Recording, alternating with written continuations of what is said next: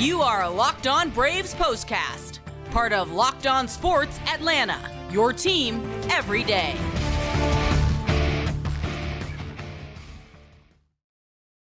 Hello and welcome into the Braves POSTCAST, part of the Locked On Podcast Network, your team every day. Grant McAuley alongside Jake Mastroianni after yet another must-win for the Atlanta Braves, because as the broken record goes, and as we've said on the show time and again for what feels like going on about 2 weeks now, they're all must-wins for the Atlanta Braves, and they had to finish their business in Miami on Sunday to set themselves up for an opportunity to go head-to-head with the New York Mets and maybe take control of a wild card spot in the National League, that third and final spot, which is going to be hotly contested over the next 6 days, and especially the next 3, which come against the Mets in that head-to-head battle at Truist Park. A lot to talk about on this edition of the show. Before we get started, hit that thumbs up button, subscribe to Locked On Sports Atlanta here on YouTube, and subscribe to Locked On Braves, wherever you get your podcasts. Today's episode is brought to you by FanDuel. It is the last day for this. All FanDuel customers can bet $5 and get a 3-week free trial of NFL Sunday Ticket from YouTube and YouTube TV. Visit FanDuel.com to get started. Jake, as we know and as we talked about time and time again, I believe the word you've used, the phrase you've used is ad nauseum. And it is at this point, but it doesn't make it any less true. The Braves had to win a baseball game on Sunday to give themselves a chance to at least be within shouting distance of the New York Mets, with a chance to control their destiny as they head into the final 2 series of the season. It was a back-and-forth battle. It took, I think, some unlikely heroes to step up at times for the Braves in this game as well, but they got the job done. They did. And look, as much as we wanted a sweep and said they needed a sweep, and with the way things played out in New York, you certainly would have liked for it. But at least they did win the series. They avoided disaster. And like you said, they give themselves a little bit better chance going into that series against the Mets. And it was a tight battle on Sunday. Wish it didn't have to be quite all that. But hey, you come out on the end of those, and they haven't come out on the good end of a lot of those this year. So Good to see them be able to get the win. Well, maybe it's a dress rehearsal for what's coming up over the next, 6 games anyway, but the next 3 for sure. The Braves will get an off day on Monday, so you could kind of empty out the bullpen. We'll talk a little bit more about what had to happen on this day and what, once again, Raisel Iglesias was able to do for this club, among other Braves relievers who came up big in this one. But that back-and-forth battle, the Braves able to get the best of the Marlins, win this series, and they had to have this one. They have to have them all, as we said, and lots of Braves made it happen. The 7th inning, though, I think was key. Daysbel Hernandez came in, bases loaded, 1 out, a jam for Aaron Bummer that he got himself into. Final 2 outs secured by Hernandez. He put out the fire. And when I talk about unlikely heroes, I mean, Daysbel Hernandez has been yo-yoed back and forth between Atlanta and Gwinnett more than just about any player I can think of this side of Bryce Elder, but he came up with some big outs in an inning in which the Braves very much needed him to. Had to have a strikeout as soon as he came into the game, and he was able to get it. Left a slider up just a little bit for Jesus Sanchez, but got the line out to right field. But, yeah, I mean, he's a guy, I know a lot of Braves fans feel this way, that he's probably going to be a big part of the bullpen going forward. He kind of hasn't really gotten that opportunity a lot this year, just because he is one of the guys that does have some options, and he hasn't really proven himself, at this point to be that guy. But this is a step in the right direction there, and it's really always just been about control for Daysbel. The stuff is obviously really good. You can see that high velocity fastball and a really good slider when he is able to locate it. But great stuff from Daysbel. Like I said, I think he's going to be a big time reliever for the Braves going forward. And this is one of those, growth opportunities for him, a confidence boost for him to come in a spot. You could see the energy that he displayed coming off the field, getting them out of that spot and preserving the lead and what ultimately went on to be a win. So yeah, that was probably the biggest spot of the game. And you got a young kid that's able to come through. Yeah, I'll tell you, and this may be a deep cut, and it may predate your Braves fandom, but in 1991, the Braves had a reliever named Juan Berenguer, Senior Smoke. He had some time closing. He was a veteran. He'd come over. He was on the 84 Tigers, the World Series team. I mean, he had a resume, but I don't know why, but I get those Juan Berenguer vibes from Daysbel Hernandez, because he's come in, he's gotten some big outs, some important outs in the case of this game, and I just feel like, as you said, the upside is there, certainly moving forward in his career. But I don't know why, but I just get those Juan Berenguer vibes from him, and perhaps he'll have a career that lasts as long in the big leagues as Berenguer. But the Braves were very happy to have him in the spot that he came in today to get that job done. And the Braves bullpen, it did some heavy lifting in this one. It had to, because Grant Holmes, as we know, has not necessarily been in that starting role and remained in that starting role for a long period of time, because he's just kind of been in and out of the rotation based on some other moves. But they need him right now with no Reynaldo Lopez. 4 innings of 2-run ball you'll certainly take, but that means 5 innings had to be covered by the bullpen. and 5 innings were indeed covered. Dylan Lee ran into some trouble. We'll talk about that later. Pierce Johnson picked up the win in relief in this one, but Raisel Iglesias, once again, as a multi-inning weapon, this is something I think Raisel takes a lot of pride in, and something the Braves are very happy to have, is a closer who doesn't care necessarily. I mean, it was a save situation, yes. Let's not let that get lost in the discussion here, but he doesn't care how many outs he needs to get. He wants to take that ball, go out there and get them. He does, and he's asking for it, and he's telling Snit he wants to go out there and do it, and he's delivering.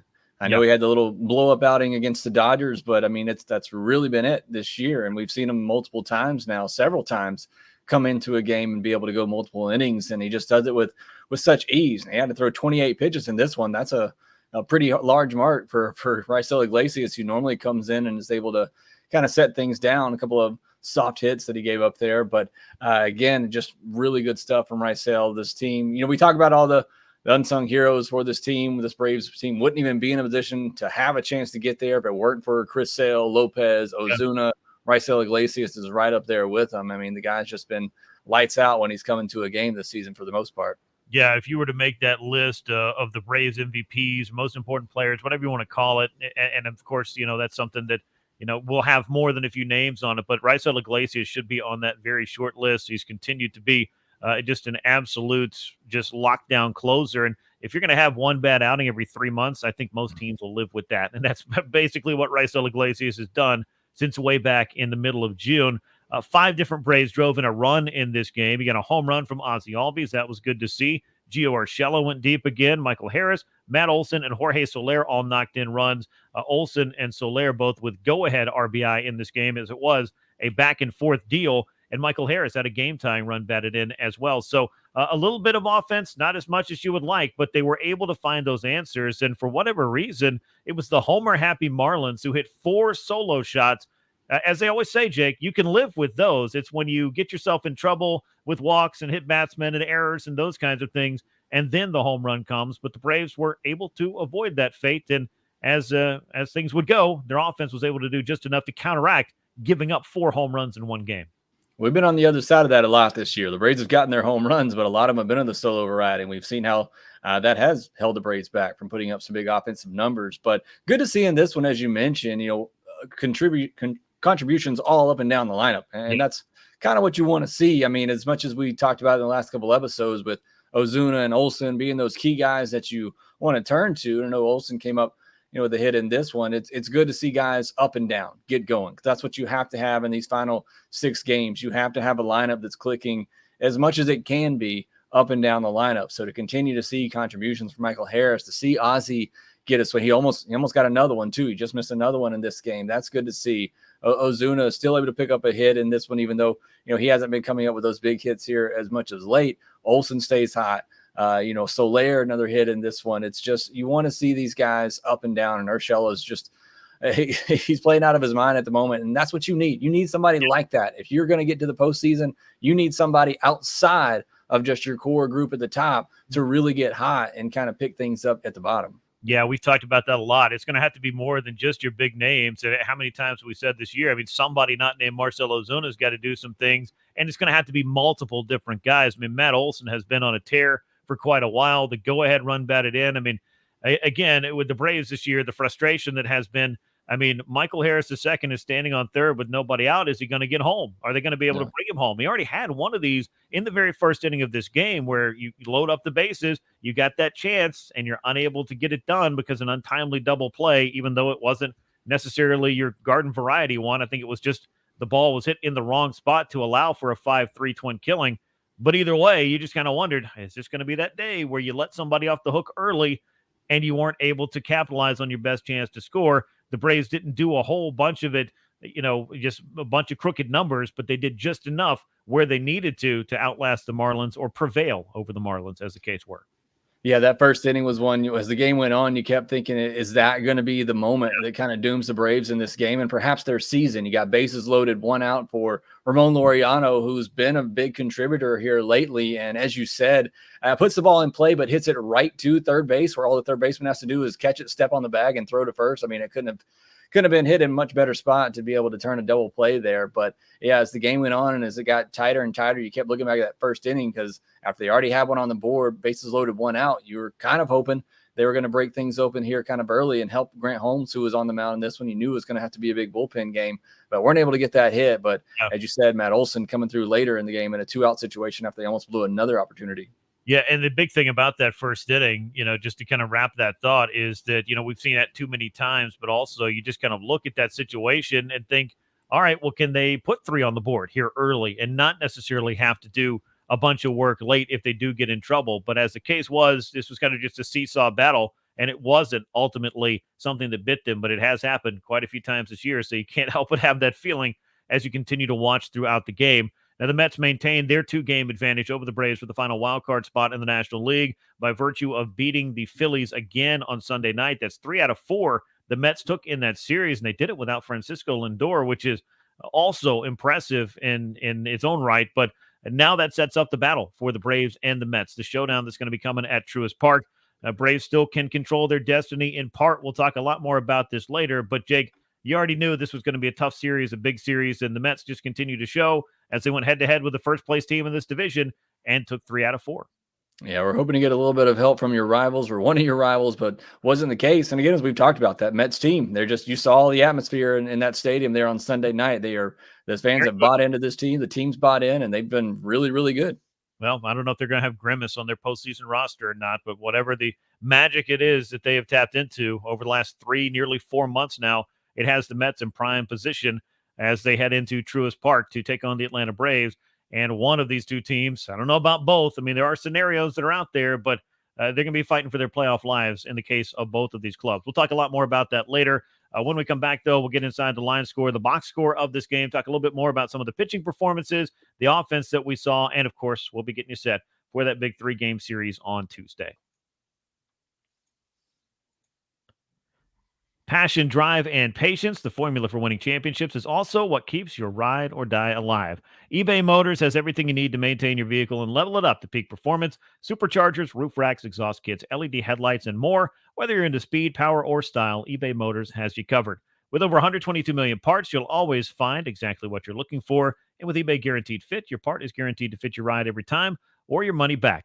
Because with eBay Motors, you are burning rubber and not cash. With all the parts you need at the prices you want, it's easy to make your car the MVP and bring home huge wins. ebaymotors.com, eligible items only, exclusions apply. eBay Guaranteed Fit is available only in the U.S. Let's take a look at the line score and box score of this game, a 5-4 Braves win. By the time it all came to an end, Atlanta now 85-71 on the year with 6 games to go. Miami Marlins 57-99 on the season, so they're going to be trying to avoid the century mark in losses. Braves, of course, would love to surpass 90 wins. If that happens, I don't know if you need me to tell you, it could probably be a good outcome for the Braves, but we'll get to that a little bit later. 5 runs, 11 hits, no errors for Atlanta, 7 men left on base, 4 runs, 9 hits, no errors, and 7 men left on base for the Marlins. Winner in relief is Johnson. He's 6-5. Cronin takes the loss for Miami, drops to 3-4, and Iglesias with his 32nd save of the season. Grant Holmes started this thing out, so we knew, as you mentioned earlier, Jake, that the bullpen was going to be active today. 4 innings of 2-run ball it's not a bad thing. It's not an ideal thing, though, but this is what you're doing without Reynaldo Lopez in your ranks of the starting pitchers right now. Both the runs coming on solo homers. He walked 1, struck out 5, allowed just 3 hits, of course, as I mentioned. 2 of those left the yard. You can live with this kind of thing. Unfortunately, Dylan Lee came in right afterwards, and he matched those 2 home runs allowed, and that's a very un-Dylan Lee-like performance. And when he came in the 5th inning, he did a great job of getting out of jam there, but then came back out and unfortunately gave up those runs. But as far as Grant Holmes, I mean, like you said, 4 innings, 2 earned. I'll take that. I mean, I would love for a starter that's able to come in and do that over 5-6 innings and not have to use all your bullpen. But for a guy in Grant Holmes, who's been back and forth, reliever, starter, and the pitch count was low too. So I was fine with bringing him out for that 5th inning and giving him a chance. But certainly you got to have a short leash for a guy who's, not been able really to show that he can get through a lineup 3 times yet, hasn't been a starter, and it's a game that you absolutely had to have. So, again, you had to have that short leash with him. But I thought for the situation and where he is, I thought he did what he could to keep the Braves in the game. And he hadn't even reached 60 pitches yet when he came back out for that fifth inning, and he threw 78 against the Reds the last time out. So you figured 75 to 80 pitches, probably about the high water mark for Grant Holmes. And you mentioned him, and Dylan Lee came in and got out of that jam. Couple of big strikeouts and a ground out, was able to get through it. And unfortunately, as you'd like to lean on somebody like Dylan Lee, who was so efficient there, then he finds himself in trouble. But that's kind of been the story in a lot of ways for the 2024 Braves. Just when you think you've figured something out, something over here might just start to smoke and maybe catch on fire. Pierce Johnson came on. He was able to pick up the win with a scoreless inning of relief, couple of strikeouts for him. Talked about Aaron Bummer with the couple of hits he allowed, a bunt that loaded up the bases with one out, and Daysball Hernandez coming in and getting out of that with the immediate strikeout, the line out as well.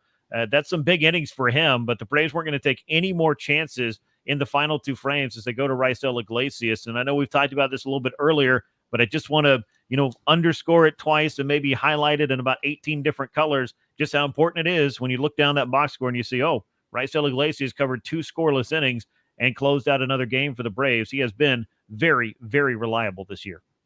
He has been. And, I said coming in, you got to treat all these games like they're a postseason game. And I think that's evidence of that. Using Iglesias. Now, you look at what the Mets did in Sunday Night Baseball. They brought in Edwin Diaz for 2 innings to close that out. I mean, that's what all these games are. This is postseason baseball, essentially, for the Braves over the next week, and including, this past week as well. The Aaron Bummer inning, I thought it was some pretty bad bunt defense in that inning too that kind of hurt him in that one. I don't know. I couldn't see exactly where Ozzie was playing on that one, but not there to cover the base, and Gio Urshela not able to get to the bag. I thought they could have got that guy at third.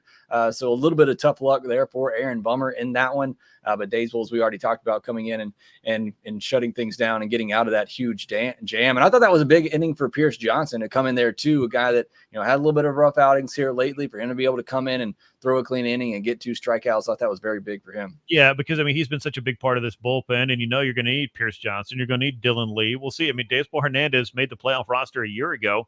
Who's to say he won't be in that mix again this year as they make those decisions, if they can get to that point? But like you said, and as I kind of mentioned earlier, dress rehearsal, whatever you want to call it. These are going to be games that matter, because if you don't win these games, you don't even get to play the ones that you go to spring training wanting to get to, the extra ones, the extra work, if you will. And the Braves are going to have to get it done over the course of the next week and then kind of figure out what they're going to do beyond that when it comes to making a playoff roster. So before we get ahead of ourselves, the scoring in this game, Ozzie Albies with a homer. Then the Marlins answer with long balls from Jonah Bride and Jake Berger. Michael Harris II comes up in the 5th, scores Orlando Arcia on a triple, then comes home as Matt Olson collects his 98th RBI of the season. We've touched on this a lot too, and just where Matt Olson is now as opposed to where he was around the All-Star break and even going toward late July. You just wondered if you were going to be talking about Matt Olson and 30 homers or Matt Olson and 100 RBIs this year, because it certainly didn't look like that. But he just continues to make contributions for this club. And, you had to have this game. You had to have this series. You had to have a hit right there. You just can't keep leaving guys on third base with nobody out. Yeah, another one of those spots. You got the middle of your order coming up. You cannot let those situations go by. And fortunately, Matt Olson with 2 outs, he does come through in the clutch, and he's been, obviously delivering for a lot. But what I find crazy in the month of September, he's walking more than he's striking out. He's walked 17 times compared to just 10 strikeouts in the month of September. So whatever he has done, whatever changes he has made, they're clearly working, not just, making contact, making good contact. Obviously, we've seen the power here as well. So great for Matt Olson for making those adjustments, staying with it. I know you talk about it all the time. The team talks about it. The guy just works relentlessly at his craft to try to improve and get better, and those are paying off. Yeah, since July 31st, I've had this number in my show on Saturday. I believe it was 206 total plate appearances for Matt Olson. So heading into Saturday's game, he got 4. He got, 4 more, 5 more in this game. 4 more in this game. We'll call it 8. So about 215 plate appearances. He's only struck out, I believe, 37 times. That is severely cut, and I mean that in a good way, the rate that he was dealing with at times this season when he was just in a complete power outage. The contact wasn't there. He was barely walking. He's now taking his walks on top of that. So Matt Olson looks a lot more like the hitter that we saw a year ago and that we've seen over the course of his career, if you're looking at the bigger picture as well. So another big moment for him. Another homer for Gio Urshela, who had 3 hits in this game. It made it 4-2. We mentioned Dylan Lee, the 2 solo shots that belonged to Connor Norby and Jesus Sanchez in the 6th inning. And then Jorge Soler, who has also been swinging the bat here very well, especially on this road trip, untied the game in the 7th, put Atlanta ahead for good. An RBI single to bring home Michael Harris there. So you see Michael Harris's name in the midst of everything. We've talked about how well he's setting the table at the top of the order, coming through with his own base hits to drive in runs. Jorge Soler's doing it. Matt Olson's doing it. Ozzie Albies home run. That's good to see. It obviously shows you that he's still got the power. So we'll see what the Braves look like as they go through this final week and these final 2 series, which are going to be pivotal. And that may be the understatement of the show thus far, but it does feel good to finally look and see, all right, there's a few hitters that may have figured it out. Is this the time where they have finally got enough going? It doesn't have to turn into last year's historic run, but have they got enough going right now to be competitive and to win some of these important games? Because you know they're going to be hard fought. You have 7 guys, I think, in the top of the lineup now that you feel okay about. I mean, obviously, you'd love to have Acuna, Riley, all those guys. But I think you look 1 through 7 in the lineup with at least the way Gio's been hitting over the last week. And these are guys that you feel pretty good about and confident about coming to the plate. Michael Harris, though, 8 hits on the weekend. I've been talking a lot about the hard hit balls, 11 hard hit balls on the weekend. He has 14 hits in his past 6 games. And he's just been crushing the baseball. And we know this is in there for Michael Harris, and it's great to see it coming out right now as he's at the top of that lineup and setting the table, getting on base for those guys behind him. Yeah, with 2 more hits today, Michael Harris has pushed his batting average up over 260, which may not sound like much, but he's tacked on about, 10 or more points onto that, what feels like in maybe less than the last 2 weeks. And when you're talking about adding to your batting average that much in September, which I know he missed a chunk of time as well, that's not an easy thing to do. Just let you know exactly how hot he is. When we come back, though, it is time to talk a little bit about a thing called the wild card and a showdown that the Braves have against the New York Mets. It starts on Tuesday at Truist Park. We'll get to that as the Braves postcast continues. You've heard us talk a lot about FanDuel, America's #1 sports book. We have something different for you, and it's wrapping up here today, September the 22nd. All FanDuel customers who bet $5 can get a free 3-week trial of NFL Sunday Ticket from YouTube and YouTube TV. And with a YouTube TV base plan, you'll be able to watch every regular season Sunday out-of-market afternoon game. All you need is a Google account, a current form of payment, and you can cancel anytime. Just visit FanDuel.com/lockedon to download America's #1 sports book today. All right, let's take a look at it. It is time. It is the Braves. It is the Mets. I feel like this series has been circled on the calendars for both clubs and for their respective fan bases for a while. I feel like there was a time maybe early in the year, particularly as the Braves started to struggle and the Mets started to play a little bit better and play very well. I don't want to underserve what exactly they've been doing because they've been one of the hottest teams in baseball since the start of June. But it just felt like, man, we might need to look pretty closely at that because it could be pretty big just based on the way things were trending. And sure enough, here it is. The Mets beat the Phillies 2-1. So Atlanta is still down 2 games with 6 total to go. The next 3 come against the New York Mets. The series is one that at the minimum, you have to take the 2 out of 3. You want to shave a game off. You want to grab that tiebreaker. If you need that over the final 3 games, which I wouldn't rule that out most certainly, sweep it if possible. That is the absolute best outcome. And then you would lead the New York Mets by a game. It only gets worse from there, Jake. The 2 of 3, as I mentioned, you'd be a game back. Take 1 of 3, you're 3 out. Get swept yourself. You're 5 out with 3 games to go. And that math ain't great for the Braves.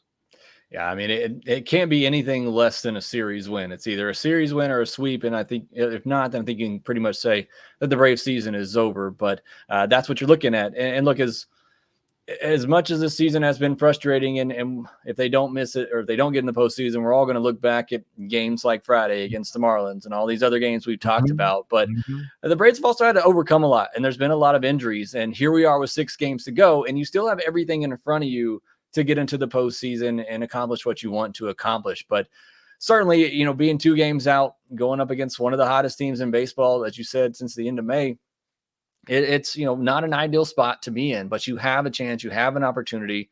You are at home. You got your 3 best pitchers lined up for this series, and this is your shot. This is your opportunity. This is your postseason. It starts right now, and you've just got to get it done. It's not going to be easy. And again, you put yourself in a situation where you have to, at the very least, win the series. And even if you win it, that doesn't guarantee you anything.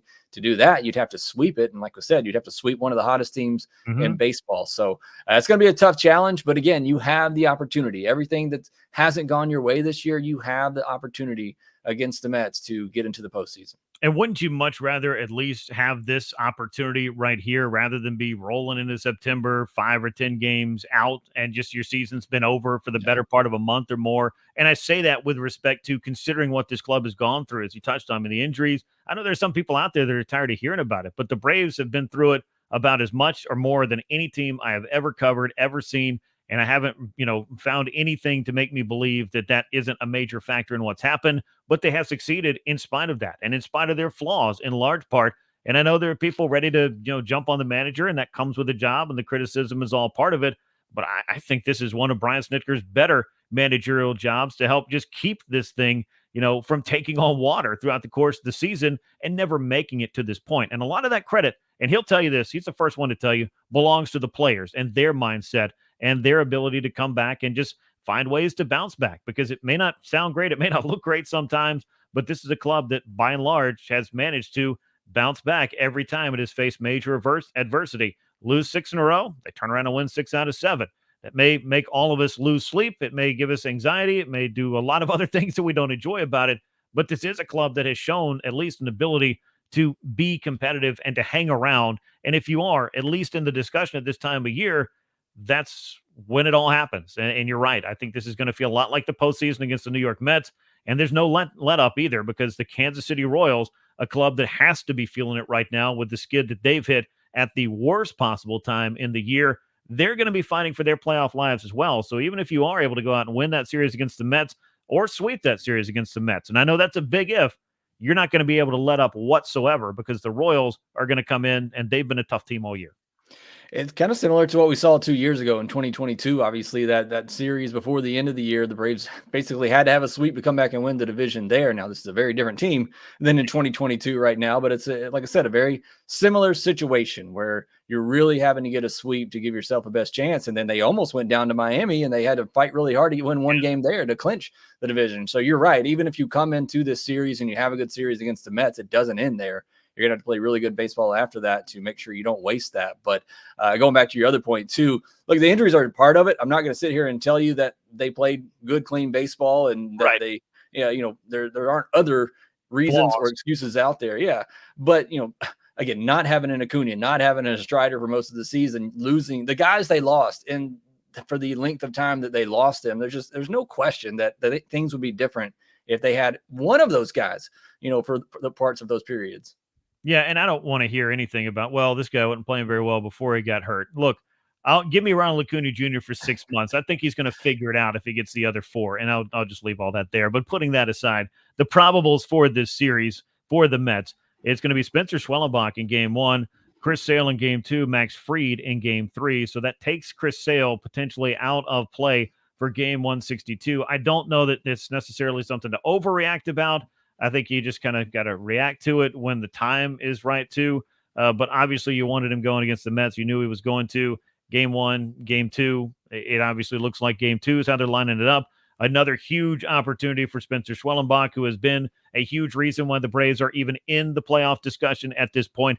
And of course, being able to back up Sale with Max Fried, you feel pretty good. I think that right now, Jake, there's no question about it. We've got no Ronaldo Lopez. That's your 3 best starters. You're throwing them against his team. I don't know if it's the exact order that everybody would want him in with respect to the 162 thing, but I think you got to win these 3 to figure out the others in some respect. Yeah, no, I mean, you do. Obviously, I would have loved to have the option to have Chris Sale go 2 more times, and I thought that's probably the way they would have played it out. But again, just with where Chris Sale is and having not thrown a lot of innings, maybe you just didn't want to push it. And Avila was down in his last start, so I understand that decision too. But as I said earlier, it's your biggest series of the year. You have to win these games, and you do have your best 3 starters going. If you are able to do that, then you kind of just have figured it out past that point. But you got everything set up for you here with these 3 guys to hopefully give you the best chance to win this series, if not sweep it. Yeah, and there are some other things to unpack, obviously, with the 162 and with respect to that Royal series, which we won't spend a ton of time on now. But will Ronaldo Lopez be back in that scenario and getting himself revamped and ready. And then, of course, you use Chris Sale in game one of the wild card, which I think the Braves would very much want to have if they're going to get in the postseason, be able to lead with Chris Sale and land that first blow in terms of starter versus starter. Who in the world has been better than Chris Sale, and which wild card team is he on? I don't think there's going to be too many, or which postseason team, I beg your pardon, is he going to be on? I don't think there are too many. It's a short list of pitchers that are even close to what Chris Sale has done this year. But I understand that argument could also be used for if it comes down to 162. But even the same way, I guess it is with Marcell Ozuna, you got to find other ways to win, and other guys are going to have to step up. And the pitching has not really been the problem with that respect. So we'll put that aside. We'll talk about it a little bit more as the week rolls on, obviously, and see where the Braves are by the time they get to the finale of the season. Game one, though, on Tuesday against the Mets. Spencer Schwellenbach is 7-7, a 3.61 ERA, has pitched much better than that record and that ERA. Luis Severino is 11-6, a 3.79 for him, has been a big part of what the Mets have been able to do, cobbling together a rotation, taking a chance on a few guys. And Severino, who was known more so for his time over in the Bronx with the New York Yankees, is kind of a little bit of a renaissance here with the Mets. It's going to be a Tuesday, 7:20 p.m. Eastern time first pitch. Another big challenge for Spencer Schwellenbach, but Jake, he's been accepting those and excelling in those all year long.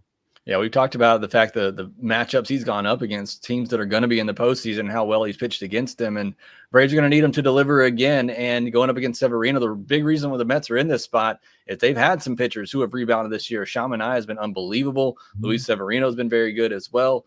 So it's going to be a tough matchup, obviously, and you're asking the rookie once again to go kind of beyond what anybody thought he could do this year and give them at least one more good performance, if not two. Yeah, I mean, beyond the conventional, I guess, but Spencer Schwellenbach hasn't been your conventional rookie either.